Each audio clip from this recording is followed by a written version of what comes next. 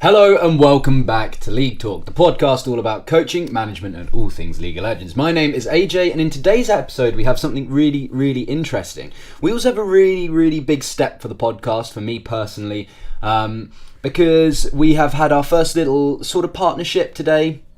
I'll explain a little bit about that later. But today's episode is going to be focused on caffeine. Now, caffeine is a really interesting one, and it is the world's most used and readily available psychoactive drug. Now, that's a big old thing to say, but I will talk you through all of the benefits of it, how we can use it to peak our performance, and how we can use it in esports to be better and more aware of what's going on around us in the game. So, caffeine appears in lots of different things. It comes in coffees, it comes in teas, it comes in energy drinks, it comes in pre-workouts. Essentially what it does is it stimulates your central nervous system. The general effects can be things such as alertness, arousal, extra focus, more energy, a higher attention span, but it is swings and roundabouts, so in everything that we do, there can be too much. Now, if you have too much caffeine, the effects can be things like anxieties, insomnia, digestive issues, high blood pressure. It's pretty addictive. You can cause extreme fatigue, high heart rates, things like that. So, essentially what this is sort of showing us is, like anything, moderation is key. So, moderation. Good caffeine and bad caffeine, the timings to have it, these sort of things do exist. There are good caffeines and there are bad caffeines. Caffeine itself isn't bad, but the ways you ingest it, digest it is. So there are 4 cups. Basically, you can have about 4 cups of standard brewed coffee a day, and that's safe. Any more actually ends up having detrimental effects, which is mirrored by a lot of journals, a lot of sites, a lot of statistics and doctors in various fields. So go and check that out if you don't believe me. But up to 400 milligrams of caffeine is safe. So that's about 4 cups of coffee, about 100 milligrams per coffee. But anything over 500 milligrams of caffeine causes some pretty adverse effects. And that was found by Kaplan et al. So if you want to go and have a look at that one as well. But all of this next sort of 5 minutes of podcast is going to be a lot of statistics, a lot of journals, a lot of articles that show you why caffeine is great, what it does, and how we can use it in esports. So the first sort of big article that I'd like to talk about is Rao, Hu, and Nobre, who in 2005 examined performance in a cognitive task involving sustained attention and motor reactions. One of the things that they looked at, I believe this was actually in CSGO, but they looked at identification of targets.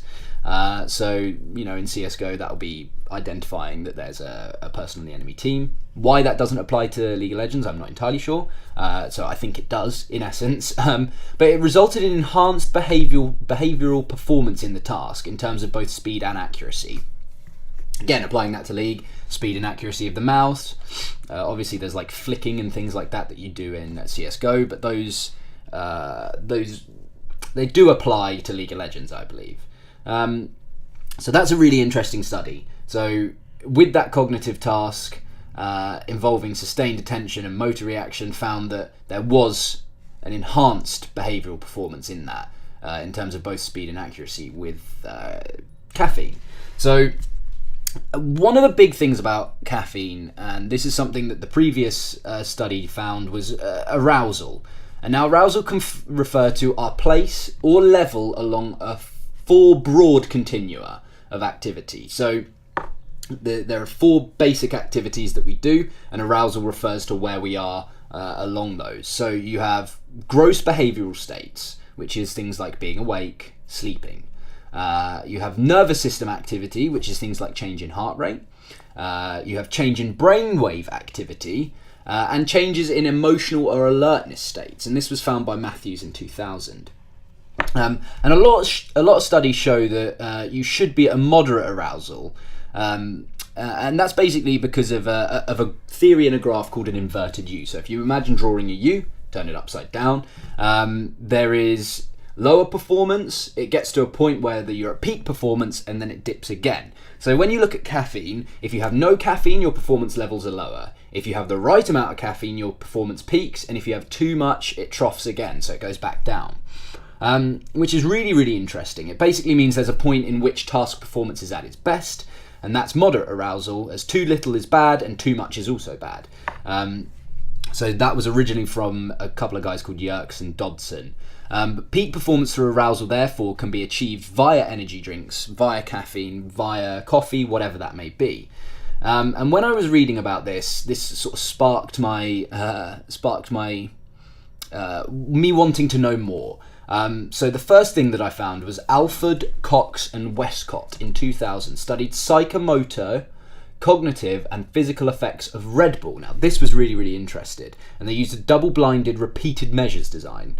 Don't worry about what that means. But they basically found significant improvement in performance on a choice reaction time and memory task. They used an immediate recall, which basically means how quickly you can recall things, and also increased subjective alertness as measured by a visual analog scale. So to break all of that down, they found that the people that they were doing the study on believed that their alertness went up. So that's really, really interesting as well. That was with Red Bull, so that again sparked more interest. But then another Red Bull study by Dr. Fraser in 2006 found that, as predicted, Red Bull significantly improved computer gaming performance. So what this study did that previous studies had not done before was linked energy drinks, Red Bull, to esports and gaming. They measured this by the total amount of kills over 5 difficulty levels.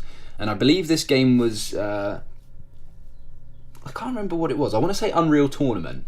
But they also measured it over 5 difficulty levels, played under each drink condition. So Red Bull specifically as a performance enhancer was found to be true.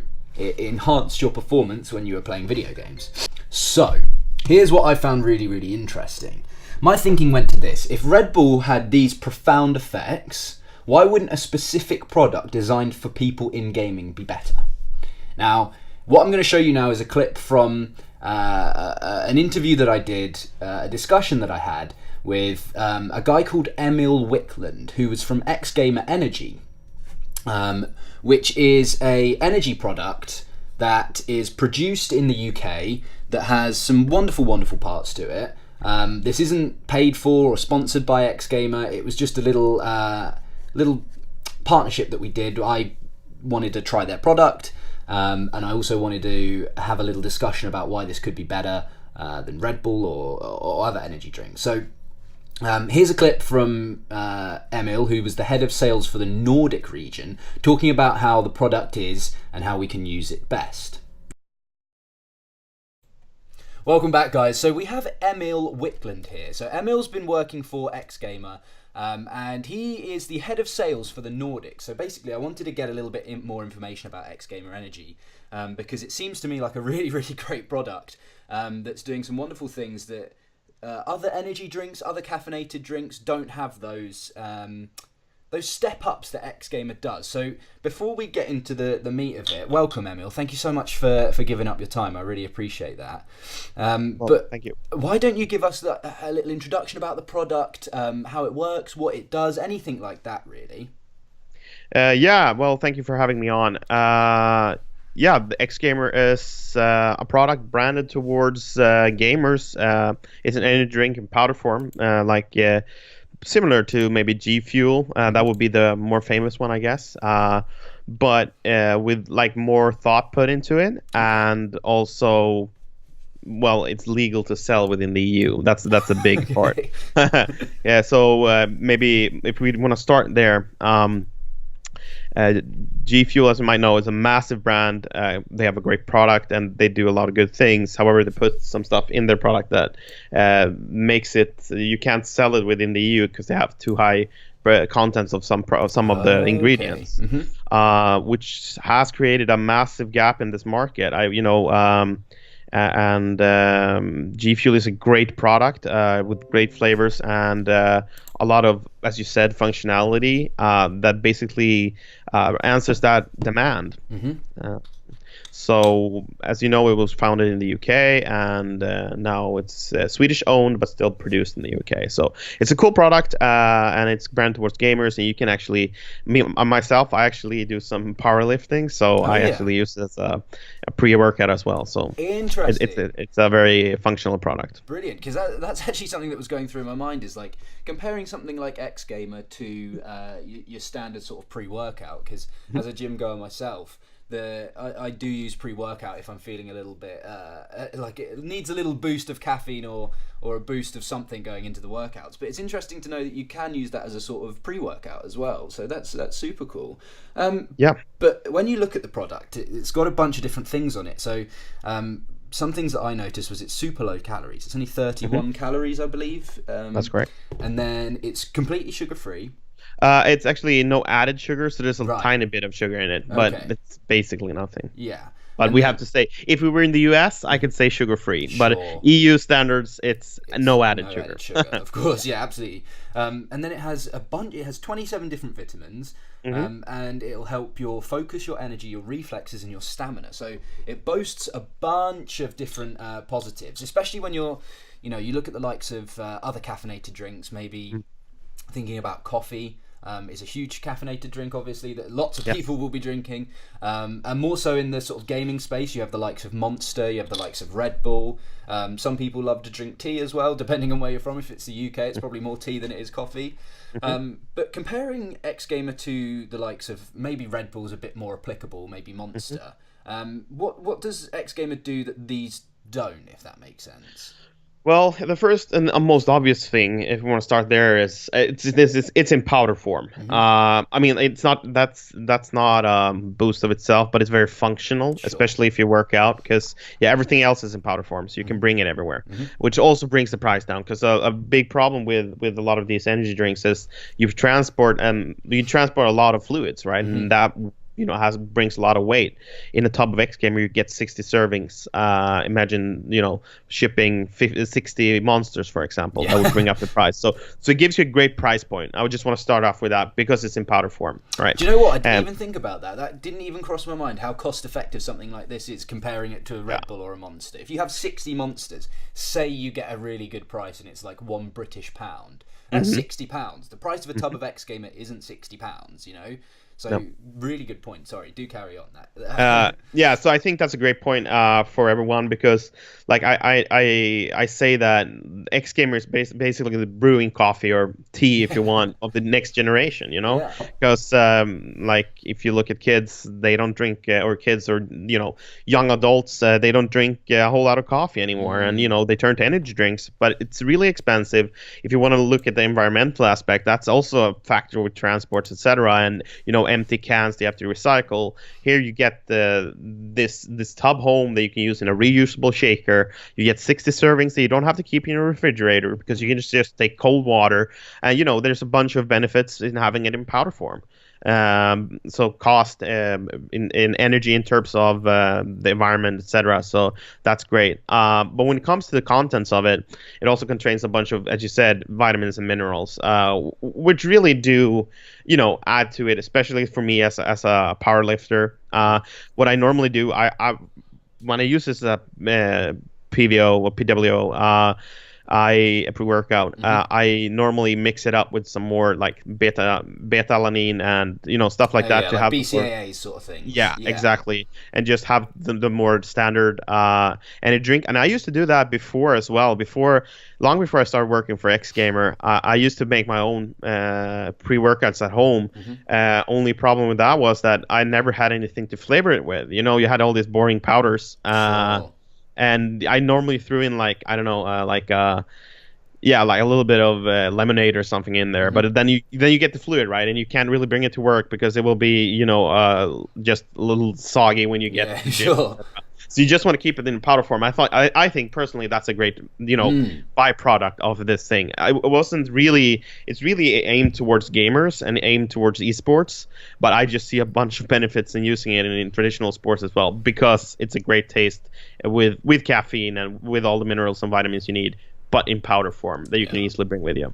Yeah, one of the other things I noticed when I was flicking through the website was just the sheer amount of flavors there are. There's so many. There's like 10, maybe even more than that, different flavors and products. Maybe I think 8 was coming to my mind, something like that. Yeah, we have 8 different flavors right now, and we actually have a bunch more coming out. So we, with this new ownership, etc., it's been taking up a bunch of time, and it's been a process. But we want to make the product even better and fit the market even better. So we're releasing a bunch of new flavors. They're going to come out in the next couple of months. We're doing a lot of collaborations with influencers, and trying to bring a product that the community wants. It's been a bit of a process, as I said, to incorporate this new company, but we really want to listen to the community and build something that they like, and we right now is really branded towards gamers, but you can always tweak it to fit other communities as well. Sure. And that's what we want to do. Yeah, really interesting. I like the idea of it. Hopefully you guys will get there, and it will be the right sort of product for the right sort of community. And I think by the sounds of it, you're on the right track. But for me, I don't know exactly, and I can't speak to it. Maybe you can a little bit, but I understand you're not in the sort of nutritional division of this. So, but when it comes to improving your focus, your energy, your reflexes, your stamina, that probably has something to do with the amount of vitamins and the caffeine content and things like that in there. But really, really interesting for me, especially with it's not stupid high caffeine. Obviously, when you take something like this, it's going to have a higher level of caffeine, but it's not like ridiculous, and it's not absurd. I think comparative to your daily intake of caffeine, you can have up to 2 of these, I believe. I could be completely wrong. Something like that. Yeah. Don't quote me on it, but something like that. Yeah, I think off the top of my head, when I was researching all of this, and when I've been doing the research for the episode, you can safely have more than 2 of these a day. So that I mean, obviously maybe that's not recommended, but that might be a fantastic way to go. But that's really, really helpful. Thank you so much for giving your time. If people are interested in this, they wanted to get themselves a tub of X Gamer, they had some questions maybe, how's the best place to sort of satisfy all these needs?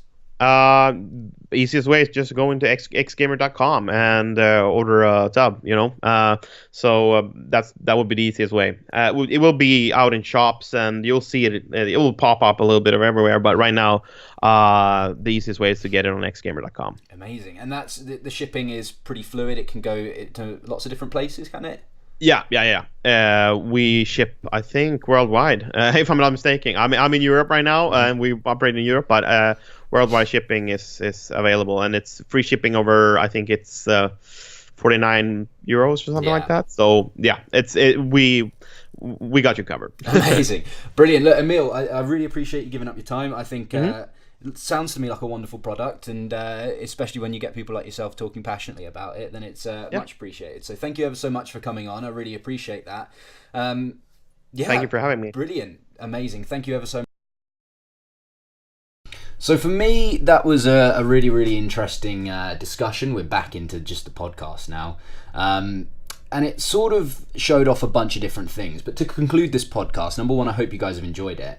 I hope you enjoyed the little discussion with Emil there. If you do want to get any X Gamer stuff, go over to their website, as he stated. But the effects of caffeine on performance are vast. And if used properly and dosed in the right amounts, products like X Gamer, like Red Bull, like coffee, like tea, make the process significantly easier.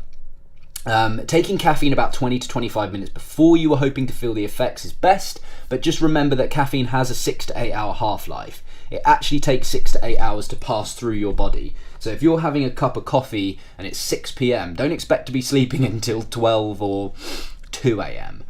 So for me, I stop dosing caffeine after 1 or 2 o'clock generally, unless I've got some dire need for just the effects of alertness and waking up a little bit. But yeah, that pretty much sums up the whole podcast. So we spoke to Emil, who was really, really interesting, from X Gamer Energy. We described what caffeine is, what it appears in, the general effects of it. and the importance of moderation when it comes to caffeine. We spoke about some studies that examined task performance alongside Red Bull. We spoke about that showed behavioural performance in task increased in speed and accuracy with energy drinks and caffeine. The importance of arousal when it comes to caffeine. We looked at the psychomotor, cognitive and physical effects of Red Bull on subjective alertness and memory. And then finally, we spoke about the study in 2006 by Dr. Fraser. Now, if you're interested, go and have a look at this one because it was really, really good. It predicted that Red Bull significantly improved computer gaming performance, and it did. It specifically helped with performance enhancing in these gaming activities. So, I hope you've enjoyed this podcast. It was a really, really interesting one to talk about, to find out about, and to research with. If you did enjoy, you can let me know at leaguE Talk Show on Twitter. I've also got the website www.leaguetalkshow.com. So that's a really, really good one as well. That's been pumping out a bunch of written content on there, hopefully expanding that in the future. If you've enjoyed it, it would mean the world to me if you could leave a review of some form, whether that's a message to me, and I'm happy to help in any way I can for anyone that's enjoyed or listened to this. But if it has given you any value, a review on Apple or Spotify or any platform that you use would be amazing. I hope you guys have a wonderful day, and we will see